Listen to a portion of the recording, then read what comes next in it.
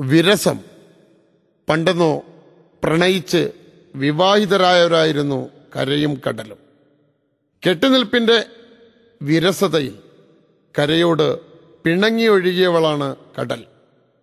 കരയുടെ സ്പന്ദനങ്ങൾ കടലമ്മയെ അറിയിച്ച് ഒരു സേതുബന്ധനത്തിന് ശ്രമിക്കുകയാവാം ഓളം തള്ളി മക്കളായ തിരമാലകൾ. മുൻക്ഷോഭത്താൽ കടൽ കരയെ കാണാൻ വരുമ്പോഴാണ് സുനാമി വരുന്നതെന്ന് കവിമൊഴി. പ്രണയവിവാഹങ്ങൾ വിങ്ങാറുണ്ട് വിരസതയിൽ. മടുപ്പ് ഒരതിരാണ്. അവസാനത്തെ ചുള ഒരു ചക്കയായി മാറുമെന്ന് പുതുമൊഴി.